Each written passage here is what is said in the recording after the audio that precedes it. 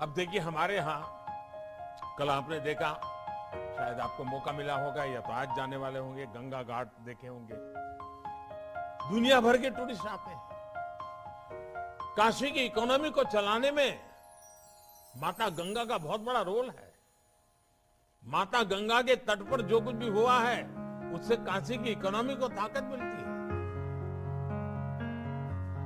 क्या हमारे करीब करीब अनेक शहर ऐसे हैं जो किसी न किसी नदी के तट पे है। या तो शहर में से नदी गुजरती है, लेकिन काल क्रम में वो नदी एक प्रकार से तबाह हो गई, कभी कभी तो गंदी नाली बन गई। या तो बारिश में पानी आता होगा तब वो नदी दिखती होगी, फिर नदी नजर नहीं आती। हमें इस नदी के प्रति एक बहुत संवेदनशील अप्रोच अपनाना चाहिए। आज जब पूरी दुनिया पानी के संकट की चर्चा करती है, आज जब सारी दुनिया ग्लोबल वार्मिंग, क्लाइमेट चेंज की चर्चा करती है, और हम हमारे नगर की नदी की परवाह ही न करें,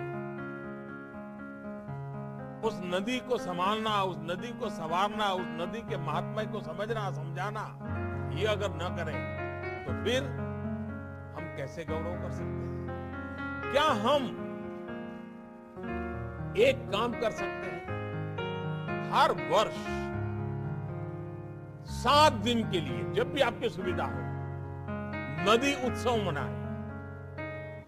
नदी उत्सव मना करके पूरे नगर को उसमें जोड़े। उसमें सफाई का काम हो सकता है, नदी का, नदी के इतिहास के संबंध में कुछ बातें हो सकती हैं, नदी के तट पर हुई घटनाओं को लेकर के बातें हो सकती हैं, नदी का गुणगान करने वाली बातें हो सकती हैं।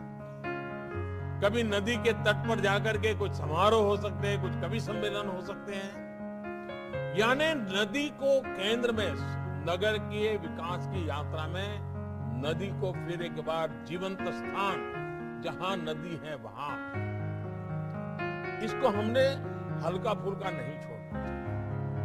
आप देखिए, आपके नगर में एक नई जान आ जाएगी, नया उत्साह आ जाएगा। नदी का महात्म्य कैसे बढ़े, इसके लिए हमने करना चाहिए।